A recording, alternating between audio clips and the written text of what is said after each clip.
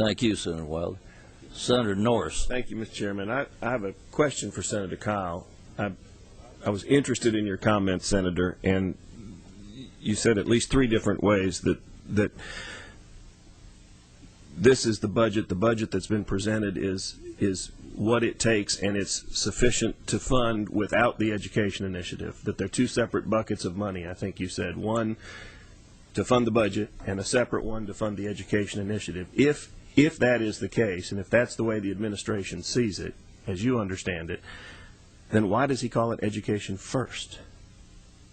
He is asking us, sir, to put education first and not drive us to the 49th, our race to be 49th in the country as opposed to being 48th in the country. He's asking us to put education first and step up and fund this education initiative first before we take up our budget, to show that every school board in the state who is trying to write their budget for next year, that they'll know they'll have the money.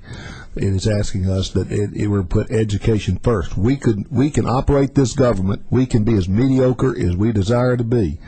And he is asking us not to be mediocre. He's saying, I can run this government on what's been proposed. What he is saying is, let's put education first, and let's increase education funding in Tennessee by this revenue proposal. But neither the governor nor you would deny us the opportunity to truly try to fund education first as we see it, as we see fit, out of the budget itself. I would say this to you, sir, that if you can find $219 million worth of spending, the time to have presented that, it does not appear to me, unless there was some, I don't know, you and I grew up during, I remember Richard Nixon's secret plan to end the war in Vietnam.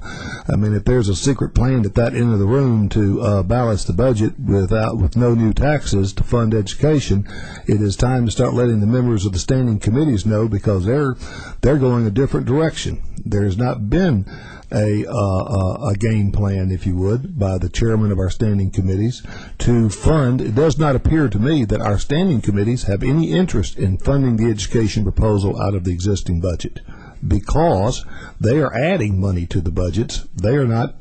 So when you're talking about reprioritizing our objectives, I would suggest to you that the time to do that is when this bill is presented, if you have such a plan, and would ask that to be done in the next 2 weeks. I mean, we're reaching critical mass. People say, why not now? Why not do this at the end of May?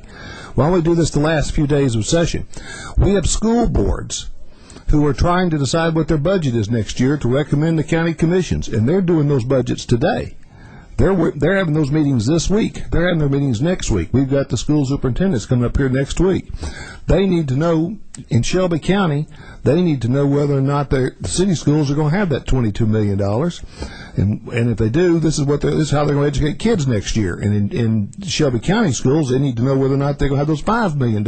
In some counties, such as Robeson County, who get the equivalent of a 14% property tax increase here, they need to know whether or not their school system is going to have that money. If they are, they're going to have one school system for kids next year. If not, if we should pass this the last day of session, or in some format in the middle of May, then all of that we will have lost an entire year. We might as well not do it at all, because we'll have lost the entire year, because they're not going to be able to come back and adequately spend the money for kids. Most budgets will have been passed, the county commissions will have set their property tax rates, and we will have lost that initiative. So the time to let people know we need to put education first, we need to bring this up here in 2 weeks and see where we are. Thank you. Mr. Chairman, thank you. Not to get into a running debate, I agree with Senator Kyle that it's important to put education first, and I think that's what Senator Wilder was alluding to, that we need to let the budget process run its course. It's not our fault that the budget was presented 2 or 3 weeks later than it typically is, and we're doing the best we can under all those circumstances to deal with education first, and I think we'll be successful in that regard. Thank you.